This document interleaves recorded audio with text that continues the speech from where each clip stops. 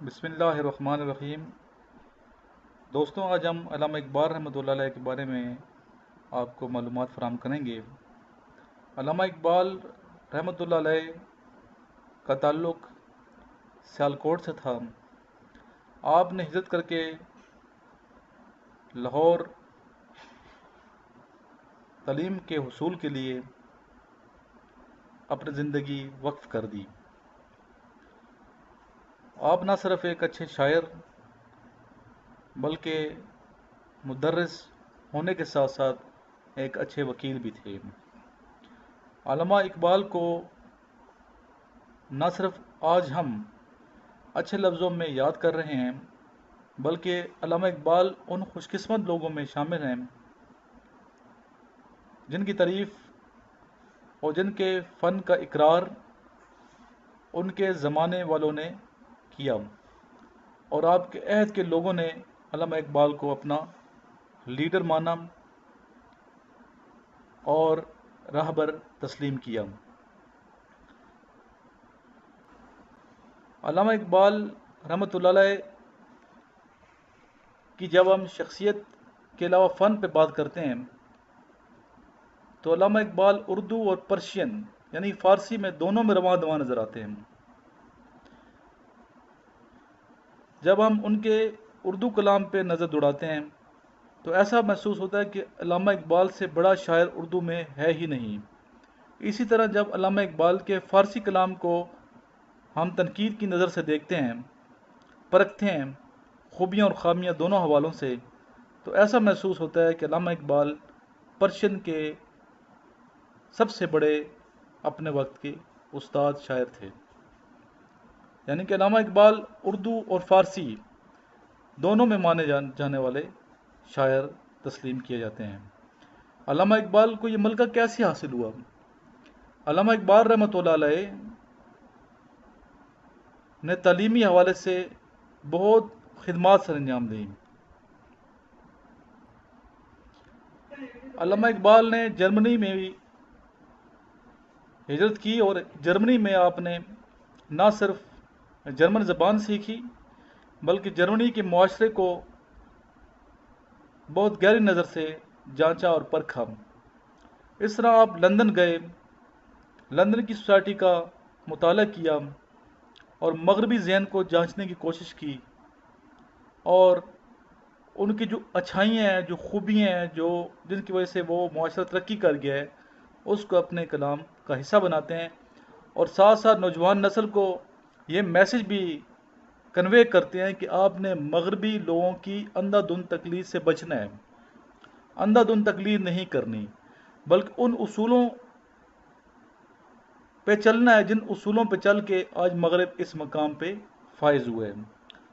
اور دوستوں، وہ تمام اصول کون سے اصول ہیں؟ وہ تمام اسلامی اصول ہیں۔ آج ہم بدقسمتی سے دین اسلام کے رستے سے بھٹک چکے ہیں، دین اسلام پہ اپنی زندگیاں نہیں گزار رہے، جس کی وجہ سے آج ہم خستہ حالی کے شکار ہیں، اور مغربی لوگ دین اسلام کے قریب ہیں اور انہی اصولوں کے تحت زندگیاں گزار رہے ہیں جو عین اسلامی اصول ہیں، جس کی وجہ سے آج وہ دنیاوی حوالے سے اتنی بلندی پہ فائز نظر آتے ہیں۔ تو ضرور اس امر کی ہے کہ ہمیں اپنی اسلامی روایت، اسلامی قوانین، قرآن و حدیث کا نہ صرف مطالعہ کرنے کی ضرورت ہے بلکہ ہمیں نبی پاک صلی اللہ علیہ وسلم کی پاکیزہ سیرت کے مطابق اپنی زندگی کو خوشبودار بنانا ہے، اور اس طرح ہم اس دنیا میں بھی سرخرو ہوں گے اور آنے والی جو اصل زندگی ہے اس میں بھی سرخرو ہوں گے۔ علامہ اقبال رحمۃ اللہ علیہ نے اردو اور فارسی دونوں کلام میں یہی میسج کنوے کیا ہے کہ ہمیں چاہیے کہ دین اسلام کے سنہری اصولوں کو مانیں، نہ صرف مانیں بلکہ اس پر عمل پیرا ہو کے ایک مثالی نوجوان معاشرے میں اپنی ایک حیثیت بنوائیں۔ علامہ اقبال کی شاعری پہ جب ہم فکری حوالے سے نظر دوڑاتے ہیں تو الحمدللہ آپ کی فکر بہت پختہ نظر آتی ہے، جس کو داد دیے بغیر ہم رہ نہیں سکتے، اور بہت سے نظریات آپ کے کلام کا حصہ ہیں،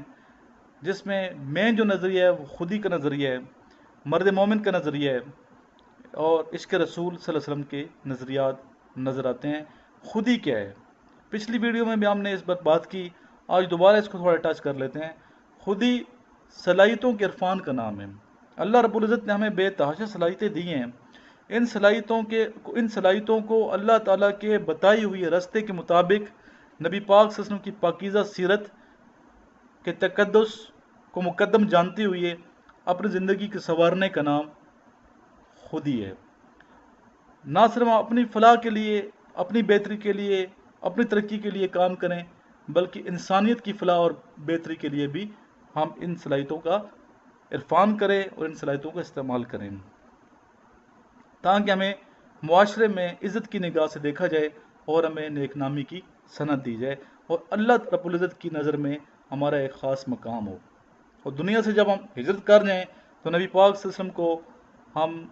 جب اپنا چہرہ دکھائیں تو نبی پاک صلی اللہ علیہ وسلم ہمارا چہرہ دیکھ کے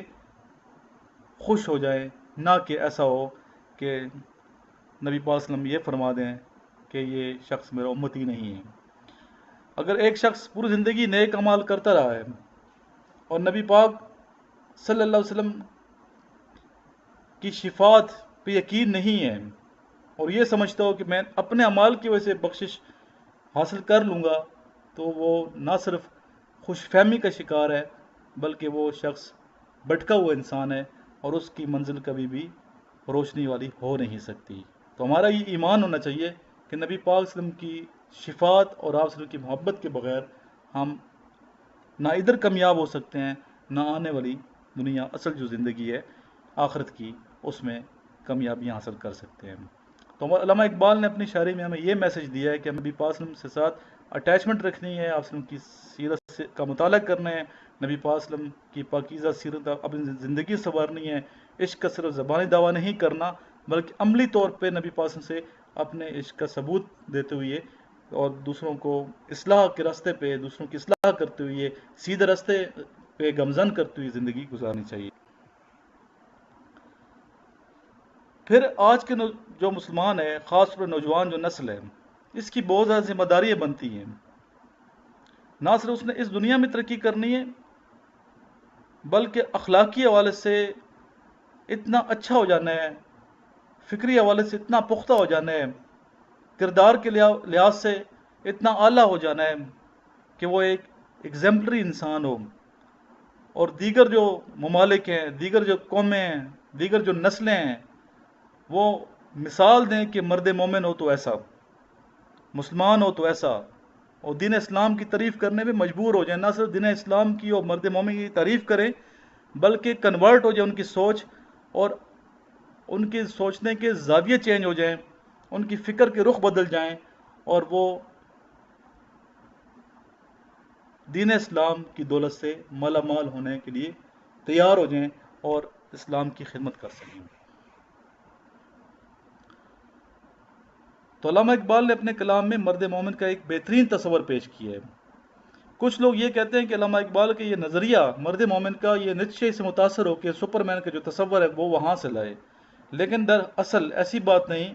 بلکہ علامہ اقبال متاثر ہوتے ہیں تو قرآن اور حدیث سے متاثر ہوتے ہیں، متاثر ہوتے ہیں نبی پاک صلی اللہ علیہ وسلم کی سنت سے متاثر ہوتے ہیں، متاثر ہوتے ہیں نبی پاک صلی اللہ علیہ وسلم کی پاکیزہ اور خوشبودار سیرت سے متاثر ہوتے ہیں. اور آپ کی تمام شاعری، آپ کی تمام چاہے فارسی کلام ہو چاہے اردو کلام ہو، اس میں مین جو سرچشمہ ہے نور کا وہ نبی پاک صلی اللہ علیہ وسلم کی پاکیزہ سیرت ہے، نبی پاک صلی اللہ علیہ وسلم کی اعلیٰ سیرت ہے اور قرآن مجید مین مرکز ہے. ان سے متاثر ہو کے، قرآن تعلیمات سے متاثر ہو گئے اور نبی پاک صلی اللہ علیہ وسلم کی سیرت سے متاثر ہو کے علامہ اقبال نے یہ خوبصورت تصور مرد مومن کا پیش کیا ہے.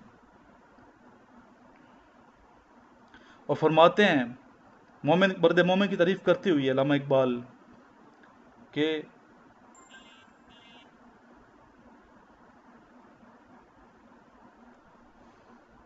ہلکے یاراں تو بریشم کی طرح نرم، ہلکے یاراں تو بریشم کی طرح نرم، رزم حق کو باطل ہو تو فولاد ہے مومن. کتنے خوبصورت آپ نے سوچ کا مظاہرہ یہاں پہ کیا ہے. علامہ اقبال نہ صرف نبی پاک صلی اللہ علیہ وسلم سے محبت کا اظہار اپنے کلام میں کرتے ہیں، بلکہ آپ کی شخصیت ایسی تھی کہ آپ کی شخصیت کو دیکھ کے یہ ہم بخوبی جان سکتے ہیں کہ علامہ اقبال ایک سچے عاشق رسول تھے۔ جہاں جہاں بھی نبی پاک صلی اللہ علیہ وسلم کا نام مبارک آیا ہے، علامہ اقبال نے درود شریف پڑھا ہے اور درود شریف لکھا ہے۔ وہ تمام مسودات جو علامہ اقبال کے آج موجود ہیں مختلف لائبریریوں میں، ان کا اگر ہم مطالعہ کریں، ان کو اگر دیکھیں، تو ہم پر یہ بات صاف ظاہر ہوتی ہے کہ علامہ اقبال نبی پاک صلی اللہ علیہ وسلم سے کیسی محبت کا اظہار کرتے تھے کہ جہاں بھی نبی کریم صلی اللہ علیہ وسلم کا مبارک نام آیا، آپ صلی اللہ علیہ وآلہ وسلم ضرور لکھتے تھے۔ اور پھر کسی نے پوچھا کہ علامہ اقبال آپ کی کامیابی کا راز کیا ہے؟ اقبال صاحب آپ کی کامیابی کا کیا راز ہے؟ کس وجہ سے آپ اتنے بڑے مقام پہ فائز ہو گئے؟ شاعری کے حوالے سے آپ جیسے شاعر کو نہیں ہے،